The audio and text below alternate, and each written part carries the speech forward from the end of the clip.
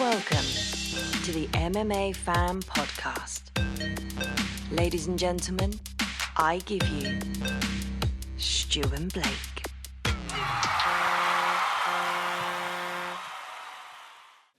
Hello and welcome to the MMA Fan Show. I am Blake Harrison and joining me as always is Stuart Finn. How are you? Not bad, not bad. I have to keep coming up with new ways of saying your last name now. I know. It's almost a bit of pressure on me to do it. Yeah. Yeah. You mentioned before that we recorded that you kind of give off sort of French vibes sometimes because you said something in French. Maybe next time we put a little sort of French accent on it. We were talking about. I went to watch Inside Out 2 with the kids. That's right. Yesterday, and there is a character called Ennui, which I believe means the boredom. Right. And that's, very kind of like teenage, like, oh, I can't bother, like that kind of. Like, Yeah. And that's it. I think that sometimes people do think I look a little bit français. Yeah. There you go. I think I'm quite good with the accent as well. Well- Je voudrais un verre de vin rouge, s'il vous plaît. What did that mean?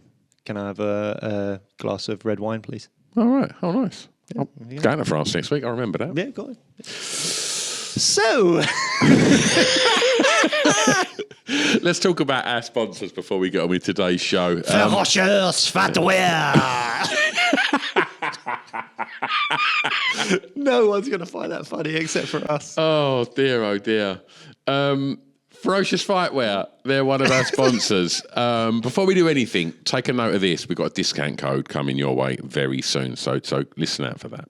Ferocious Fightwear do some amazing articles of fightwear, not just your rash guards and your shirts and your tees and everything. They also do wraps, gum shields, everything you need if you want to start training. And also, just if you want to walk down the street looking tough, it's summer, sun's out, get yourself some fightwear. Just stroll down the shops, fully kitted out, gum shielding, hands wrapped. Trust me, no one will mess with you. FerociousFightwear.com. Discount code MMA Fan Show 15. That's MMA Fan Show 15. Who else? Candy Le Grand, or as the Anglais say, fat candy. It's for all your freeze-dried sweets needs. I don't know what's going on with me today. I'll tell you, it's like you've had too many articles of fat candies. Yeah. Fat candy for all your freeze-dried sweets needs. Any fun little sweets that you remember when you were a kid, they can freeze-dry them and send them out to you. And we have a lovely discount code, which is SWEET MMA. That's SWEET MMA, and you can get a discount off your freeze-dried sweets, which are there in front of you if you want to see them on the wide shot, Chris. What's not in front of you is Skittles. We've eaten all the Skittles. Yeah. They're all gone. They were absolutely delicious. Yeah. I put a bit of a dent in the drumsticks. I said I put a dent in it. I ate all the drumsticks on Friday. Not eaten any of the drumsticks. So you've smashed the drumsticks. Yeah, they've gone. Fat candy, we need some more goodies. But yeah, if you're watching this, you can see in front of us just how cool they look as well. If you want to get your kids a little sweetie treat, or if you're training, you want to just kind of get that kind of hit of sugar, then head over to Fat Candy, and as Blake said, use that discount code SWEET MMA. Right. So we are going to be talking about UFC Saudi Arabia, big card at the weekend. But before we do, let's dip our toe into some news. I like what you did there. There it is. The most famous toe in all of sports. It's Conor McGregor's broken toe. His little pinky. It doesn't look good, does it? I mean, it looks, it's multiple shades of red and purple and pink. Have you ever broke a toe? No. I've Right. never, I'm going to say this out loud now, and I'm sure I'm going to jinx myself. I'm going to touch wood as I say this. I've never broken a bone. Right. I've injured myself at times, but I've never actually broken anything. I've never needed casts. I've never needed any of that stuff. So I imagine it is painful. But, Yeah. I mean, why were you going to ask if I've broken? Well, I've broke lots of toes. I broke my big toes, and Didn't you have a time when you broke your toe and phoned your wife to say, "Oh, I've broken my toe," and she just was like, "Shut up," and just like, no, she went, "Oh my God, how'd you do that?" And I went sparring, and she went, "Idiot," and put the phone down. Fair, absolutely fair. But yeah, I mean, Do you reckon Connor's wife did that to him? I mean, Idiots. Well, let's talk about Connor a little bit as well, because obviously this got announced, right? Yeah. And what I like is Dos Anjos has sat quiet for about 8 years. So long. So he's had that in his back pocket for like 8 years. Tell the listeners what we're talking about if they don't know, because he's great. Oh my God, if you're new to the sport and you don't remember Conor McGregor's run, he was supposed to fight Rafael Dos Anjos at lightweight for the lightweight title. Dos Anjos broke his foot, and that's what gave us the first Conor McGregor-Nate Diaz fight. That fight was not meant to happen. It was supposed to be RDA. RDA broke his foot, put a picture up of a really swollen and bruised foot. I mean, it was bad. And I believe Conor's response was like something along the lines of just man up and take an ibuprofen and get over it type thing. So RDA, as you say, has been sat on this for 8 years, just desperate to put something out if Conor pulled out of an injury. And with all due respect to RDA, who had to take a lot of abuse from Conor regarding a broken foot, he's gone, are you joking? Because that's just a broken toe. Yeah. I mean, it is good stuff from RDA. Petty and like the guy, holds a grudge. Yeah. RDA holds a grudge. Do you know what? When he clicked send, like when he posted that, he must have just thought, yes. Gotcha. Like, finally. This is going to be sweet. But, I mean, there's obviously a lot of reaction to that. Like, could he have fought with that? Yeah. Could he? I mean, a broken toe's a bit sore, but most fighters break their toes a lot. Well, here's it. So I do have some understanding with Conor in this situation, I think, because what he said, because he was at the Bellator event, or PFLator, whatever we're calling it now, event on the weekend. He was limping. He was limping. Did you not? When he got out of the car? I thought I saw him limping a bit. I saw him pull up in his flash car, get out in his trackies and his vest, and he just was strolling in. I didn't think he was limping. I thought there was a bit of a limp there. I know he didn't have like crutches or anything, but I thought there was. Yeah. But I don't know. But maybe Conor just walks funny. I don't know. He said in the cage at the end of was it the Sinead Kavanagh fight? Dan Hardy went straight up and interviewed him. And he was saying something along the lines of he's gone into fights injured before. He doesn't want to give, quote, the bums or these bums an unfair advantage anymore. And I sort of understand it, because as much as in the fight game you go in injured all the time, no one's ever 100% when they walk into the cage, because it's such a brutal sport to train for. But when you're Conor McGregor, you have all the money in the world and you don't need to fight. And his next fight, let's be honest, if he loses to Michael Chandler, where does he go? Like, the mystique of Conor McGregor, him seeing himself as this person that could fight for a belt and actually achieve greatness, become maybe a 3-weight world champion because he's eyeing up Leon Edwards and the welterweight title and all that stuff. Like, all of that gets flushed down the toilet if he does not win against Michael Chandler. There's so much riding on it. It would make sense that he's finally got people around him that he's listening to and that are saying to him, mate, this is too big. You don't need to do this. We can delay this 2 months. You need to go in 100% and do this. I know it's not the quote unquote like fighter way, and it's something that Conor has ripped people for in the past. But he's not a guy on the come up anymore. He's not a guy that needs to prove anything to anyone really anymore. So, well, he's obviously, we've spoken so many times about what he has done for Eyes on This Sport, and Paul Hughes took quite a moment to address the audience at that Bellator event and talk about the impact that Conor had on MMA and essentially Irish MMA, which was quite a nice thing to see, and props to Paul Hughes as well, former guest of the show. I don't know. When I saw that picture, and then as soon as the furore kicked off, did you see the series of photos that Conor then uploaded? no. It was quite odd. It was like 3 shots of him and his wife on a yacht, and the last one, he's got his hand inside his pants. To me, looking like he's about to pull his knob out.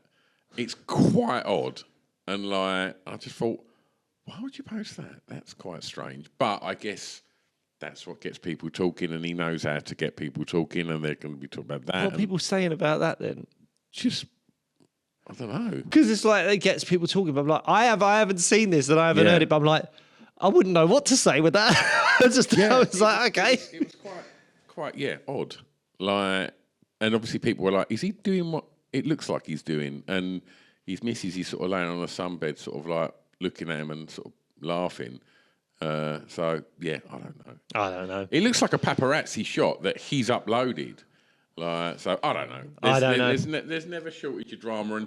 And look, we've been recording for over 10 minutes already about Saudi Arabia, and all we're doing is talking about bloody Conor McGregor again. Well, one thing I wanted to end on is just, and I sort of understand Conor McGregor's point of view of not wanting to fight with a broken toe when this fight means so much and when he doesn't have to fight, really. But there is an irony that he's been replaced by a guy who's got 2 broken toes. In that Alex Pereira went into the Jamal Hill fight with a broken toe. I don't know that that's healed yet necessarily. Maybe it is. But during the Jamal Hill fight, broke his toe. Yeah.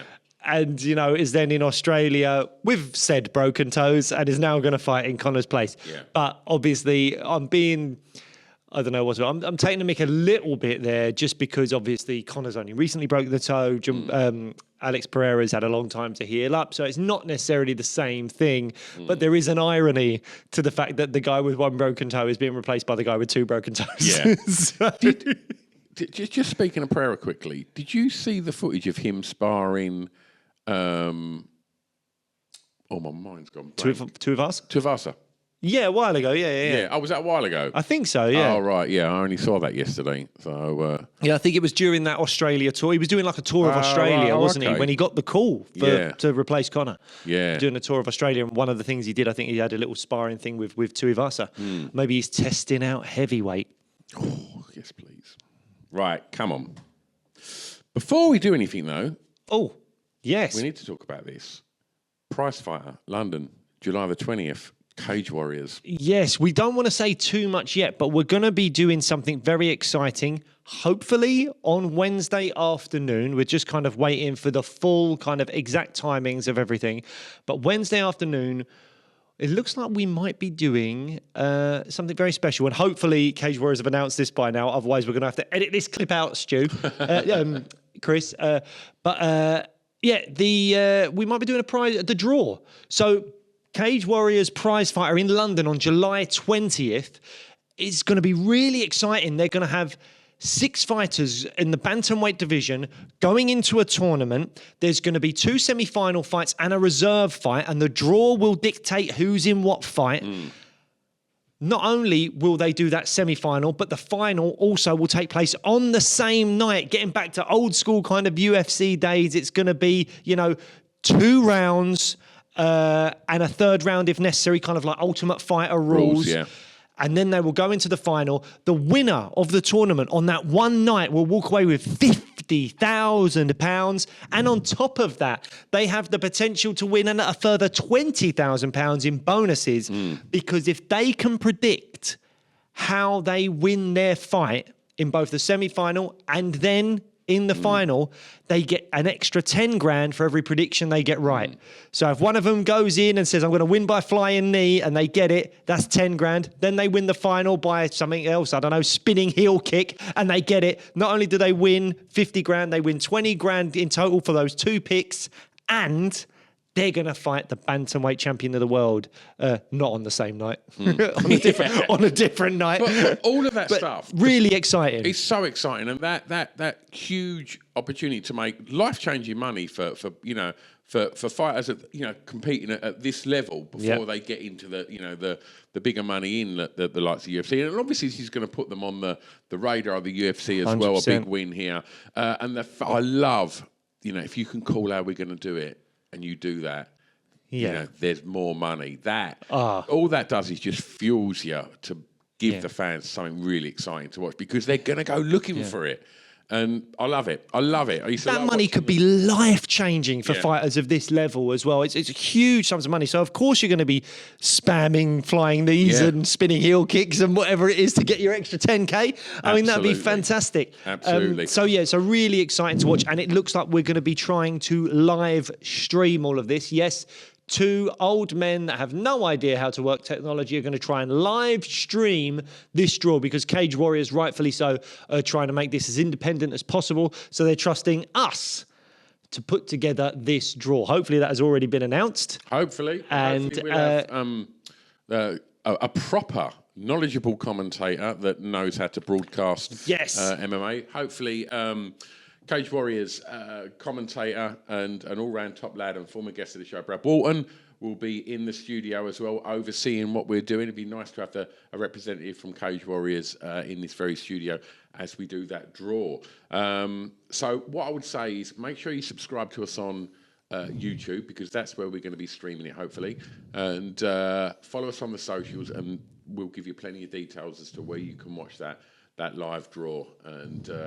And yeah, see how Blake and I deal with doing this stuff live. Oh, God. It's going to go terribly. No pressure. No pressure. Right. Come on. Right. We'll start. No time. No time. Oezdemir, huge KO over Johnny Walker. Yeah. I mean,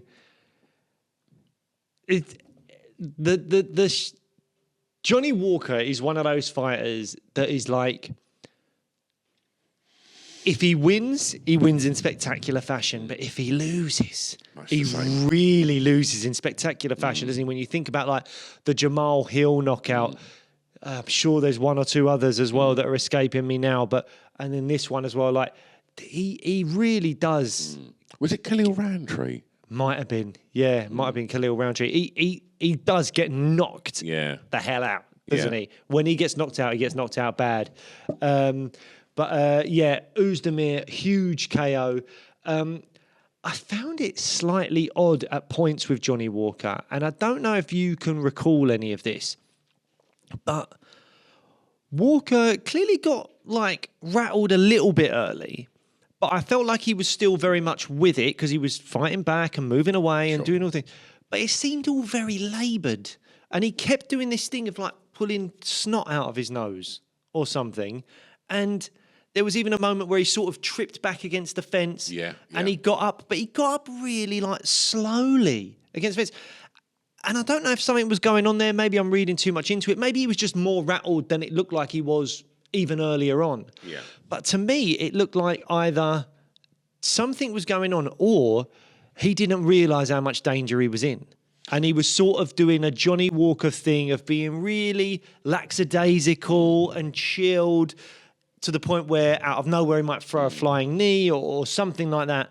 But the body language just really confused me. He didn't seem panicked at all when he was in bad spots and trying to move away quickly. Everything felt slow and laboured. And I don't really know why that was. And I'd love to find out if something was going on or if he just didn't realise how much danger he was in. But I mean, brutal knockout up against the fence. And not only that, but once he got sat down, he didn't need that last one. He didn't need it. I mean, look, I can't complain about Oezdemir. His job is to finish the fight until the ref pulls him off. But we have seen situations before, famously that Khalil Roundtree one against Anthony Smith, where he was hovering above him with his like hammer fist ready to go, but he gave him the ref every opportunity to step in and stop it. But in this case, Oezdemir just gave him an uppercut while he was lying down. And no one needs an uppercut when they're laying down. No, they don't. And Johnny Walker just went stiff and looked like he was out of it for a long, long time. Really, I mean, great highlight reel finish for Oezdemir, but I hope Johnny Walker is okay. What did you make of the fight? Because then I want to talk about who he called out. I'm just looking at the rankings now. They must have been updated. Or they've not been updated. They won't be updated until Tuesday. Yeah.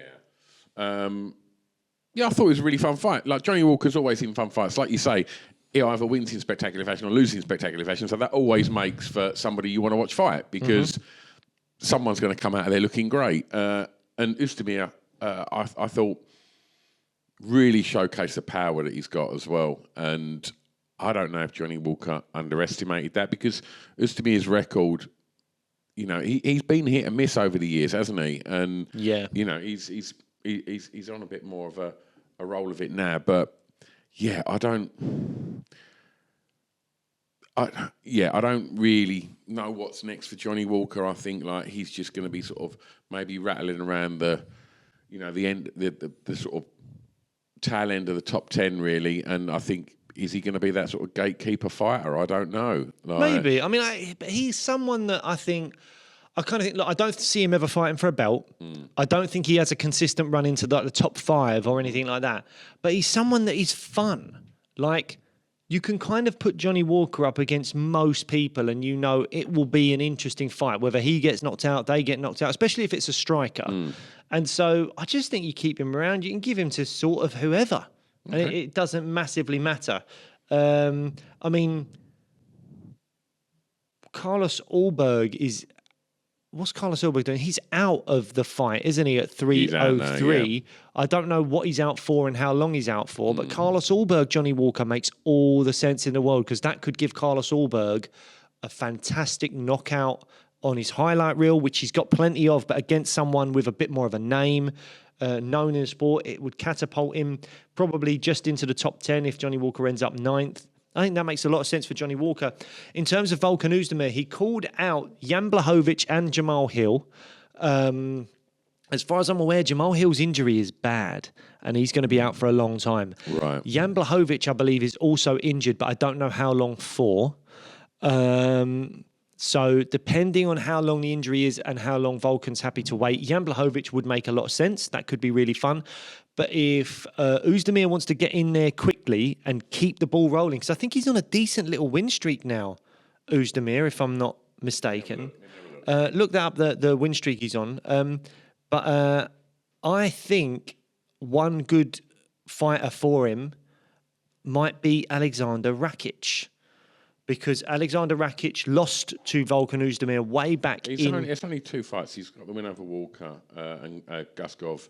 He lost to Krylov, didn't he? And obviously before that, he beat Paul Craig. Well, then look, he can still fight someone above him if we want that. In Nikita Krylov, it gives Krylov, not Krylov, sorry, Rakic against I mean, so Rakic will be ranked above him, but it gives Rakic a chance to avenge the loss. Oezdemir gets to go up to 5th if he wins, and it just keeps things ticking along there. Again, that's all if he doesn't want to wait for like a Blachowicz or someone like that. And that fight makes a lot of sense. I think that could be a really good fight, but just whether Blachowicz is out for a long time. Yeah. And as we know, Oezdemir has no time. So, if you're watching, got no time. Shall we move on? Shara Bullet, who, I don't know, looks like a Bond villain or a... Does he play on the fact that he looks like a pirate or something? Has he said that before? Like at the pirate? weigh-ins, he always wears like the kind of headscarf. Yeah. I really hope I'm not offending someone by that, and that's not some kind of sort of religious artifact or something to do with his faith. I think he has said stuff like that before. I think also I think he said in an interview recently that he's going to be shooting a movie soon where he was like, he asked what the character was, and they went, "Oh, a killer." He was like, "Oh yeah." That's fine. Yeah. I was like, if you want to, typecast anyone's look as like, oh, can you play a killer? That's your guy. Absolutely. That is your guy. He looks like an absolute killer. People are really getting behind the Shara Bullet hype train and all that stuff that I'm hearing. I don't 100% get it. I know he looks interesting, and I know he's got some great kicks, and he's got a fun style when he can get that off. Look, but I wasn't blown away. I think he struggled for the first 2 rounds in that fight. Like I thought, Tricoli looked really, really solid. I thought in the first round, I thought he won it comfortably, and then I thought Magomedov nearly got took down, but held defence and stopped the takedown. Yeah. And we rewatched this before we recorded this.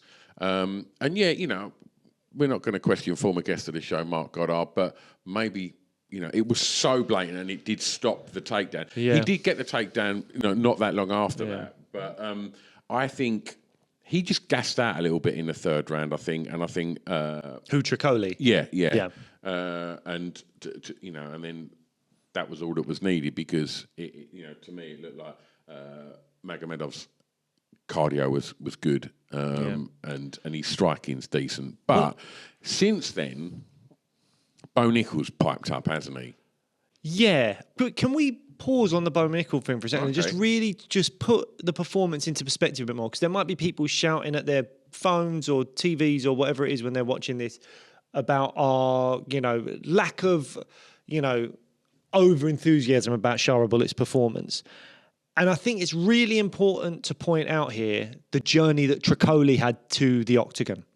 Because Tricoli was supposed to fight Ikram Aliskerov a week prior, had done all the weight-making stuff that he needed to do up until, I don't know, whenever it was that the fight was pulled, which was pretty last minute as far as I'm aware. Then he's got no fight. God knows what he did for like 4 days or whatever it might have been. He might have eaten all sorts of rubbish. He might have just like given up on things or whatever. And then he gets a call on 3 days' notice because Hamzat's out or no, because Shara Bullett's opponent was out. I can't remember who that was now. To go and replace that person and fight Shara Magomedov. 3 days' notice he's got to get from wherever he was, might have been Vegas, whatever, all the way to Saudi Arabia and then make weight again. That's a lot. And he's about 6'5" as a middleweight or whatever it is. He's a big dude. So for him to go through that journey and effectively do 2 or a weight cut and a half or whatever it was, fly all that way as well, that's a lot to ask of someone. And he still made the weight, take note, Kelvin Gastelum. So it made a lot of sense that he was not fighting at full capacity, that he would gas out in the later round. So with all that said, I can't look at Shara Magomedov's performance and be blown away by it. Because he wasn't overly dominant for me until Tricoli gassed out, which was always going to happen with the journey that he had to the octagon. So I am by no means on the train. I might get on the train, but I am not on that Shara Magomedov train anytime soon. As we said, he looks like a Bond villain. And he plays to it, as you said, on the in regards to outfits and stuff for the weigh-ins and stuff. But I mean, he's 13-0 now, and that is what it is. Yes, I hear everything you're saying now, but I do think that there was a lot of hype around him when he come to the UFC, and his striking style is really flamboyant as well, which is good. There's lots of spinning kicks and lots of things that fans like. And if you look the way that he looks, and I'm saying that with respect, but I do think the UFC will go, we've got a star here, because so many of them Dagestani fighters are quite quiet and not big on the media hype, and this guy looks like he's all about it. So I think that could be a good thing, and obviously Dagestan's so famous within the world of MMA for its wrestling. It was interesting that it was Bo Nickel that called him out. And can you recall exactly what he said? No, I think he just said, "Give me the bullet." And that was it. And then did you say that Shara responded? Yeah, he said something along the lines of like, basically, I'm from Dagestan. Like, your wrestling don't scare me. Yeah. But to be honest, if he wasn't worried about having a grapple, why is he holding on to the fence? Like, I mean, I think Bo Nickel smashes him. If I'm honest, like, I know that in a kickboxing match, Shara Bullet would smash Bo Nickel, but I can see Bo Nickel grabbing hold of him, and I feel like Shara Bullet. I do question his wrestling. I know he's from Dagestan, but from what I've seen was it Bruno Silva, his first fight, and now this fight? He didn't go looking for the grappling. And he didn't seem to want to. I don't think he is great at stopping it either. Like, I don't think of Tricoli as this amazing wrestler. Well, look, and we spoke about his journey to the octagon. Bo Nickel will find out very quickly. I can see Bo Nickel making relatively short work of him as long as he can get him down. What do you think then on the fact that both of these fighters, both him and Bo Nickel, are both getting a lot of attention from the UFC? Yeah. And more so, I would imagine Bo Nickel, he seems to be, getting put on big cards and very well placed on them as well, considering the amount of time that he's been in the organisation. Would you rather see these two fighters continue their trajectory and not meet just yet, or would you rather just get this fight on? I'm not massively interested in the fight right now. Yeah. I would like to see Shara Magomedov fight a couple of other people. Maybe a situation where he can show off more of the striking and do some fun stuff, but eventually he's going to have to fight someone with decent enough wrestling that's a test for him, but not Bo Nickel. Bo Nickel's elite level wrestling. He needs to go against someone that is...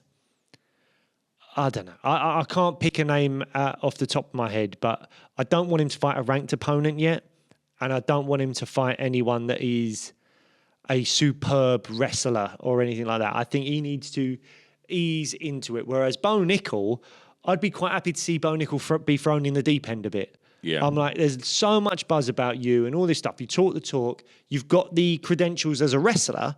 Let's really see how well you would do against a top 15 opponent now. Let's see.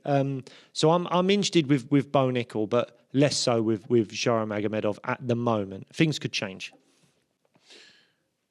This guy didn't do himself any favours, did he? Kelvin Gastelum. I mean, we've just spoken about Tricoli. Aliskerov as well, a guy that was about to make weight, got called to replace Hamzat, flew to Saudi Arabia, made weight again, all that stuff. They've shown how it's done. As far as I'm aware... I think Daniel Rodriguez came out and basically said he's known about this fight for 13 weeks. He's had 3 months to prep for a welterweight fight.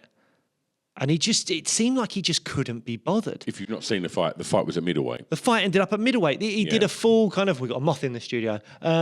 He did a full kind of Paulo Costa versus Marvin Vettori vibe. Yeah. But maybe even worse, because it seemed like Costa was at least... upfront about it early on. Like it was still a bit of a dickhead move, but he was a bit more upfront about it earlier on. Gastelum seemed to not really say anything. Like on media day, Daniel Rodriguez was looked like he'd been making weight. And also there's rumours that he said, we'll do it at 175. Okay, we'll do it at 180.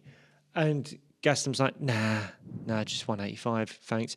But he's just not tried. He's not tried to make the weight, and he's done it on purpose. About this. Yeah, I haven't seen Bisping's comments, but I heard that he was on him about it. You know, basically, he wasn't trying to do that weight in camp, and that's unfair because he's given himself such an advantage, you know, and it played a factor. The takedowns early because D-Rod did really, really well in this fight, but the takedowns were, I think, the thing that really clinched it for Kelvin Gastelum. Yeah. Would he have been able to take him down if he didn't have that extra weight? Would he have been able to go so hard in the third round had he been trying to genuinely make 170? I don't think so, because we know that affects your cardio. It was a really bad show of professionalism, or it was a real lack of professionalism from Kelvin Gastelum. Has he addressed it? Kelvin, well, he did in the cage, but I wasn't satisfied with it. Oh, I'm sorry, Dana and Hunter, and, you know, I promise I'll be better. I know I've said that before, because this isn't the first time he's had problems with weight. He's missed weight on a few occasions. He's a big boy. But he doesn't have to be. He made welterweight in his last fight against Sean Brady. His natural weight class should be welterweight. That's how he came in. Was that his Ultimate Fighter class, or did he drop down to welterweight after the Ultimate Fighter? One or the other. But he should have been doing this ages ago. But his weight problems, and I think his weight problems are down to a lack of professionalism, if I can be so bold to say, it means he spent most of his career at 185, and he's still done well enough at 185. But his record isn't great at the moment. I think he's like 3-6 in his last 9 fights or something like that. I know he had that incredible fight with Adesanya. It's one of my favourite fights, if not my favourite fight of all time. I love that fight. But man, you got to do better. You can't be doing shit like this. It's just not good enough. And it's really unfair to Daniel Rodriguez, who I do believe got 30% of Gastelum's purse, even though it wasn't technically a weight miss because they made it a middleweight fight, but I think he still got 30% of Gastelum's purse. And I think he signed a new contract with the UFC where he got a pay rise. So Rodriguez, hopefully, has benefited enough from this. But this wasn't right. It wasn't fair. The other thing was, I thought this was actually a really good fight. Yeah. And you can't win fight bonuses if you miss weight. Yeah. So is there a chance that he's also taken away a fight of the night bonus from Daniel Rodriguez because they wouldn't be eligible because Gastelum missed weight or whatever. I don't know. It wasn't fight of the night. No, you don't think? No, maybe not. Maybe I do think it was a good fight. Yeah. But yeah, I was very, very disappointed in Kelvin Gastelum, and not happy about it at all. Let's talk about this, please. I mean, Jesus, this was something special. What we've got, if you are just listening, is the picture of Alexander Volkov getting his hair combed between rounds by his cornerman whilst he's fighting Sergey Pavlovich. This was unreal. When I was watching this live, I was like, are they combing his hair? And as soon as I saw that, I thought, I can't wait to talk about this. And then I wake up the next morning, you've already sent me a photo of it. It's so good. It's like he's got to look on point while he's fighting. If you've got all business, that side parting as well. That is all business. It's solid. But like next time I want to see him fight with a tie on. Come on, Volkov. Or just get one tattooed. No more Dragos. Volkov, all business. Oh, I'm loving it. Like if you're sitting there and across the octagon is Pavlovich and you're worried about what your Barnett looks like, props to him, mate. Yeah, mate. I mean, surely that's got to be a little thing going, should we just see if we can do it to be a laugh? Like, oh, man. I hope so, because it is cracking. I mean, what did you make of the fight itself? I thought it was an absolutely fantastic performance from Volkov. I was really impressed with him. He's a bad matchup for Pavlovich, I think. But the thing is, Volkov doesn't always fight like that. He's not always the best at everyone complained about Stefan Struve for years never being able to fight long, even though he was like 7 foot tall. He didn't get the jab, the teep. Volkov was excellent at that. You know, he's 6'20" or whatever however tall he is. I don't know. He's 6'20". You're He's right. 6'20". Yeah, that's a correct measurement. But he was attacking the lead leg. Those kicks to the body were really good, and the jab was just piecing Pavlovich's face up. And Pavlovich didn't have much of an answer for it. Now, we've seen Volkov do really well against Derek Lewis, but then in a 5-round fight, in the last minute of that fight, he got clipped by a huge shot. And with someone like Pavlovich, you were always worried that might be the case. Has he learnt from the Derek Lewis fight? Is he able to keep safe for the entire fight? Obviously, 15 minutes versus 25 is different. You're less tired at the end of it, make less mistakes. But what's important there is they've sparred enough. They know each other. And obviously there was an interesting sort of narrative there because apparently... Because did you see at the end, obviously, he's gone over to show some respect to Pavlovich, and Pavlovich just pushed him away. Yeah, he gave him a little shove, didn't he? He wasn't happy about it. And I think that is because apparently between them, there was a little bit of kind of disappointment that the fight's been made because they were friends. And then apparently... Volkov has said that Pavlovich accepted the fight first. And, I mean, that could be he said, she said, you know. Yeah. But he said, like, you know, I'm not a good fight for him. Like, you know, we've obviously sparred and he just come in and fought the perfect fight. And he fought the perfect fight. It was such a veteran, savvy... mature perform. Maybe mature is the wrong word because Volkov's obviously been around the block. You say mature when you think of someone coming of age. Volkov's been there for a long time. I love the fact you're discussing him like he's a bottle of wine. Yeah. The Frenchness in you again, isn't it? Tenets of Volkov. There's oaky flavour to him. But yeah, no, I thought it was fantastic, man. I was really impressed with it. And it was just made so much more beautiful by the hair comb. That was just something else. If I had one bit of criticism for Volkov, and it's not much because we've never seen anyone do that to Pavlovich. Even Tommy Aspinall knocked him out in a bit of a firefight situation. For Volkov to piece him up and nullify Pavlovich in the manner that he did was so impressive. But the one thing I felt like was a complete waste and a bit useless, he called out John Jones. Come on, mate. Like, Volkov's on what? Have I get this wrong again? Is he on a 4-fight win streak now, Volkov? Rosenstrike, Romanov, Tuivasa, cancelled fight against Jayton Almeida, and then has now just beaten Pavlovich. So that's his fourth win since losing to Tom. That's great, man. And it is good, but I mean, be You're not gonna smarter get with your John call Jo- out, Yeah, mate. man. Like, that's a wasted call out. You've just basically, finished one of the scariest men on the planet. Yeah. And you've just blown it by, like, John, it's not going to happen, mate. It's not great. I mean, he will be ranked third by the end of this, or he should be. You never know with the UFC. But he should be ranked third after this.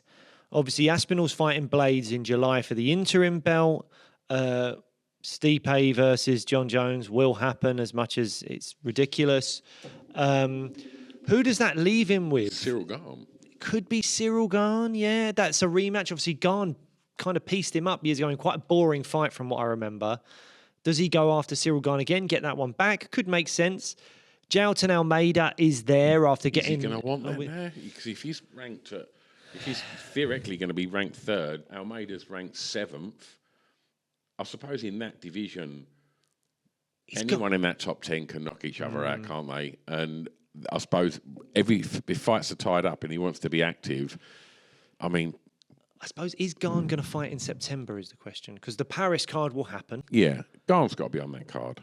You would think, right? I mean, he's had things about movies and not doing things and not taking certain fights. He seems to be avoidant of certain people. If you're Cyril Gahn and you've got the chance to headline Paris, Jailton Almeida's been calling you out loads. Surely you're like, I'd rather fight Volkov. Because Jailton Almeida he's just going to take you down, and that's the thing that Gahn doesn't want. Really, yeah, he's going to want to kickbox, and that's what he's going to get. I think I'm more interested in Gahn versus Almeida. I would like to see that fight, see if Gahn can improve and not get taken down, and if Almeida's as good as he maybe could be. But you're a big fan of the sport on the whole, and I think if you're looking at what the fans are going to want, and if you're the UFC and you want to put on this big card, and that's your headline fight, which I'm presuming Benoit's not going to headline it. I'm imagining it's going to be Cyril Gahn. And if that's the case, then would you rather have it being far more likely that there's going to be a knockout or a real good striking match, or you're going to see the hometown boy just get plonked on his bum and kind of just rolled around the octagon like... Well, I would come back to that and say, but we've seen Volkov versus Gahn, and it wasn't an exciting fight. It was kind of dull. It was Gahn just moving around loads and popping in and out, and Volkov couldn't really get to him. It was not an exciting matchup. I mean, maybe the second one would be better. Maybe Volkov's learned from that, but I don't know. Volkov isn't the most athletic and dynamic with the best footwork and stuff, so I feel like Gahn would just be able to dance around him a lot. Almeida is very athletic, and he's got that kind of kryptonite to Gahn, which is the takedowns. I don't know. I'd love it. I'd love it if John Jones went, yeah, man, let's do it. How good would that be? Poor Tom. Poor Tom. But yeah, so I don't know. Volkov's going to be in a weird situation. Maybe you do Volkov Almeida. Like if Gahn's not fighting in September, or if Gahn doesn't want to fight any of those guys, because he does seem to be a little bit picky at the moment. He's got to fight in Paris, man. You would think, right? Yeah. You would think he's fighting in Paris. And I don't think there's anyone else. It's either Volkov or Almeida. I don't think there's anyone else you put up against Gahn. Because he fought Spivak, right? And beat him. Has he fought Marcin Tybura before? I'm trying to think. Has Gahn fought... Cyril Gahn versus Pereira in Paris. I mean, obviously that's not going to happen. That'd be nice. But do you know, that's a fight I'd enjoy. Oh, for mate. sure. I love the fact that we can say any fighter versus Pereira, because it just might happen. Yeah. To be fair, Cyril Gahn has not fought Marcin Tybura before. Fuck me, does anyone want that? No, no one wants it. No one wants it. But I'm just thinking, if you're Cyril Gahn's head coach or manager or whatever it is, what are you taking? Oh, Tybura was booked in August to fight Sergey Spivak. Right. There's a fight no one's interested in. No one cares. But yeah, so it looks to me like you've got two options. You've got Alexander Volkov, who you've already beaten, but he's looking good. Or you've got Jailton Almeida, who could take you down and make life very, very difficult for you, or you might just be a level above him, because we've spoken about Almeida and the issues with like not quite being heavy enough for heavyweight against the real elite guys. Can he dance around enough and put on a striking clinic against Jailton Almeida? Who are you picking if you're the coach? Yeah, you're probably going to pick Volkov, aren't you? I think you probably are, yeah. So then it's down to, is Volkov happy to fight Gane in Paris, which is 3 months away? We shall see. Don't know. All right. Fuck me, I love Bobby Knuckles, man. Oh, man, I love Bobby Knuckles. He's so great. When can he come on the show? I've messaged Bobby Knuckles on his Instagram about 20 times. He's never responded. Come on, Bobby Knuckles. Come on, Rob. Please. Like, We love Rob Whittaker. I mean, this isn't the fight that we wanted, but this is the fight that we got. Yeah. And that was the Rob Whittaker that I wanted, because Man. I think that was one of the greatest fucking uppercuts I've ever seen. It was phenomenal. I mean, he showed real levels to it. I mean, again, I don't want to discredit Ikram Eliskerov. It's very easy for people to do what's new at the moment is this whole fraud check thing. I don't like any of that. And like saying that, you know, he was exposed and all this kind of stuff.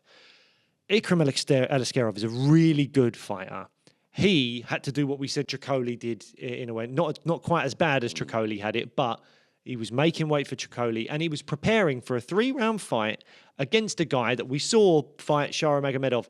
I think he would have smashed him. He would have smashed Tricoli. Yeah. This was an amazing opportunity, but a massive step up. Massive step up. And also 5 rounds a week and a half later after you've already started to make weight, where you've got to travel to Saudi Arabia, make that weight again, all that stuff. So I don't want to discredit Ikram Eliskerov. I think Eliskerov could still be a huge problem for a lot of people in that middleweight division. We could see him in the top 5, no problems. I think there's easily a chance that Ikram Eliskerov can go on a run after this. Obviously, he has to take a huge step back and start rebuilding, but I don't think that Ikram Eliskerov is done at all, and I don't think he's someone that, you know, we're just going to see outside of the top 15 for the remainder of his UFC run. I think he makes it into the rankings and can do well. But let's really talk about the main man. That uppercut was insane. He rocked him really early. I can't remember if it was a jab or 1-2 or what he landed on him, but he went wobbly really quickly, Eliskerov. And then Robert Whittaker showed just real, like, killer instinct and tenacity, but patience as well. He wasn't exposing himself. Experience, yes. He wasn't exposing himself whilst chasing the finish, but he was getting that finish. There was no doubt. As soon as Eliskerov went wobbly, Whittaker was coming after him. Narrowly missed like a head kick at one point, landed that uppercut, and that was it. It was phenomenal stuff in such a quick fight. Because it was such a quick fight and so dominant, there's not a huge amount to say about the fight itself, I don't think. No, but the fact that it was so quick and so dominant means Bobby Knuckles didn't take any injury. He's fit. Yep. So what's next? For me, Tell me. I want to see him fight Strickland. I think it makes all the sense in the world. I think Khamzat pulling out of this fight meant Strickland was the number one guy to fight what we now know is, which was always going to happen, Adesanya versus Dricus du Plessis in Perth in Australia at UFC 305. That is official now. In August, Perth, Australia, Izzy versus DDP. Strickland, I thought, was the guy that was going to get the shot against the winner of that. But now, because Rob put on such a great performance, albeit against Eliskerov and not Khamzat Chimaev, it was such a great performance, and he comes out of it, as you say, completely unscathed. It makes me think it's the right time to do Strickland versus Rob Whittaker. In an ideal world, you make it the co-main event of the Perth card. You don't have to, because that fight, Strickland versus Robert Whittaker, can headline any fight night across the world, and it could be a co-main event of many, many, many pay-per-views, because it's 2 big stars, 2 former champions, and the prize on the line would be a title shot. So it makes all the sense to me. That's what I would like to see, and if they can make it in Australia in 2 months' time, if Rob can turn it around that quickly, I think that makes that card really great to see. And you can even do the face-off at the end. Yeah. You know, that would be really good, and it would really solidify the winner if it's Strickland or Rob. And I'd like it to be Rob. It really solidifies how do you think that fight them. would go? I don't know, man, because that is one thing I would say is to fight someone like Strickland, I think you want a lot of time in camp. And to do this in August wouldn't give Rob that because he's so awkward. You got to find someone that fights like him. You got to analyze his style and work out how to deal with him. But Rob is such a good, well-rounded fighter. He's a great striker. He's got good wrestling and grappling as well. Strickland's wrestling is also very good. So I imagine if Rob got him down, Strickland would be able to get back to the feet. But just doing what Drickus did, coming forward and doing the wrestling as well, just to give Strickland something else that he has to be concerned about, would really help Rob out. But I think it'd be it'd be really interesting. And again, whoever won that fight is undeniable. You have to give them the shot, even if it's Rob v Izzy 3, which I wouldn't be overly excited about. But even if that's the fight that comes out at the end of it, Izzy beats Drickus and Rob beats Sean, it's undeniable you have to do it. It makes all the sense in the world. So that's why I'd like that fight to happen. If it can't happen in August, then, you know, within the next 4 or 5 months, whatever, let's do it at some point where we can give it plenty of time to marinade. And then we've got a good fight on our hands. Absolutely. For the number 1 contender. Well, look, I think that's all she wrote today. We're going to give you 2 shows hopefully this week, and hopefully a live stream as well. We're spoiling you this week. Oh yes. We're going to wrap this one up and then press record again and look ahead to this weekend's card and lots to discuss there. UFC 303. Can't wait for that. It's going to be a good card. In the meantime, in that little stopgap between listening to this one and getting the next one, why not head over to Ferocious Fightwear or Fat Candy? And, or better still, head over to our socials. They'll be tagged in the post. Just give them a little like, just so it shows that their sponsorship thing is getting them some eyes and ears on them because of this podcast. Other than that, subscribe to this and nudge your mates and tell them about this podcast because we want more listens. Yeah. Or views. Yeah. If you've not checked us on YouTube yet, if you're just an avid podcast listener, I mean, great. Thank you for listening. But do have a little look because it looks good. Yeah. I'm done. Yeah, I'm done, yeah. All right. Bye, guys. Bye.